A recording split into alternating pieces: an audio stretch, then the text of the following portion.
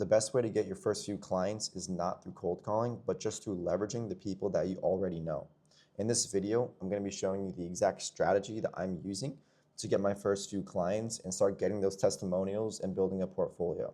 For those of you that don't know who I am, my name is Enzo Bakioki. I'm 19 years old, and I'm building an AI agency from scratch in 2025. I don't know how to code. I have no technical background, and I've never ran a business before. So all of this is new to me, and I'm just documenting everything that I learned here and showing you the exact steps that I'm taking. So now I'm going to show you the strategy that I'm personally using to start to scale my AI agency and leverage warm contacts just to get those first few testimonials and then start getting paid clients from there.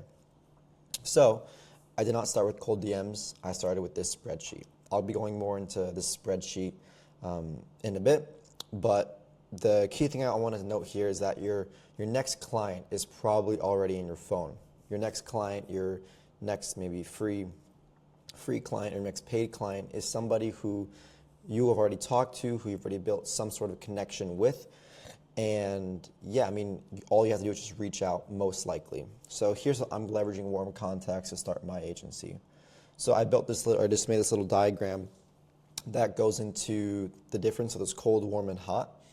So cold would be your strangers online, warm is the people who already know you, and hot is the people asking for help. Obviously, we want people to be in the hot bucket, and you want them to get from cold to hot, but what we're going to be focusing on is the people who are warm. So there's kind of three main buckets. There's family, there's friends, and friends of friends, and then there's acquaintances. So the one I kind of leveraged the most was family. Since I do have a family member who owns a business, I was able to leverage that. And trust is your biggest currency when starting.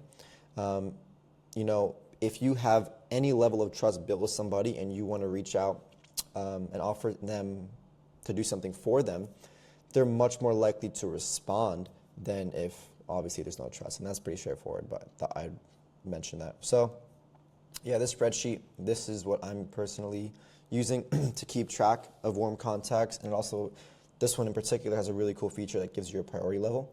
If you do want this spreadsheet, there'll be a link in the description where you can access it. And pretty much you put the name, the company, you fill all this information, and at the end, there's 3 questions that it has you to answer. And based off those 3 questions, it gives you a priority level, meaning this is the client or this is the person that you should be focusing on the most. In my case, it was my uncle, obviously, because he's a warm contact. He's somebody I have a level of trust built with who actually has a business. He has his own company.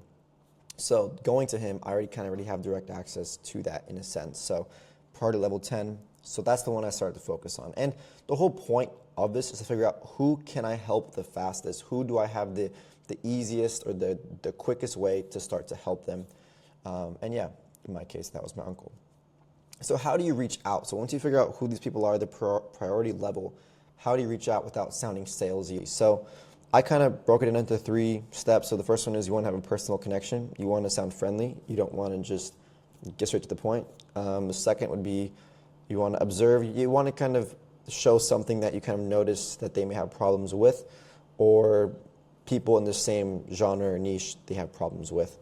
And then you want to offer help. So in this case, automate something for free, because obviously if it's free, it's way more likely for them to say yes than if you said for them to pay you. So this is an example of one that I wrote to somebody on LinkedIn actually. So super simple. You can copy this if you want, but pretty much you're basically saying what you're doing and kind of the things that it could save them time on, and then saying that you would do it for free. So it's personal connection, there's the observation, and there's the offering of the help. So I was able to leverage warm contacts, and using the spreadsheet, I was able to figure out who I should reach out to first. In my case, that was my uncle, and I was able to reach out using that strategy that I just showed, and he gave me a response, and I was able to figure out, I was able to get what he wanted automated, and I was able to build it. So I automated his rental invoices in Make.com. This is a brief breakdown of the automation. It's super simple. I mean, it took a couple hours since I'm still learning softwares like Make and how to do that. I can give you a super quick, I guess, how it works. So I use Airtable, Gmail, to basically to run it. So basically what I had is I had an Airtable saying to watch the record. I had this one saying to get the record. So this invoice was grabbing from this tab. This tenant record was actually grabbing from this tab. And then that was mainly to get the things necessary in order to plug into the ChatGPT module, which created a custom email that's sent to the client. So this right here is an example of that custom email. It's a terrible arrow. Pretty much just super simple, stating the rents, clicking here to do your payment. And then after that, I sent my uncle just saying, I built automation. We can obviously tailor it to your needs. Just showing him how it worked in make.com. So I went through the whole automation. I showed him how it worked. And just, yeah, he was able to see that in firsthand. So the bottom line here, guys, is you don't need to start with cold leads. You need courage. I guess that's another way of saying you just need to start with the people that you already have on your phone, and you just need to reach out to them, even if no, you don't want to. Obviously, reaching out can be difficult, but starting with warm leads is actually easier than starting with cold leads because you have a level of trust built. So checklist here, I made this checklist. So what I'm going to be doing, what I think everyone should try to do when they're starting to get those leads, is make a list of 10 warm contacts using that spreadsheet. Again, a link in the description. Identify one problem that they have, something you could help them on, or people in the same niche that you could help them on. Offer to help for free. At first, you always want to start for free and in return for a testimonial from them. And then document everything, guys. Document everything. I'm documenting it here on YouTube, also on Instagram, but this just builds even more credibility in this whole space or other people who may reach out to you, which is the ideal. You want people to reach out to you, so you do not have to constantly be reaching out to people. So that's it.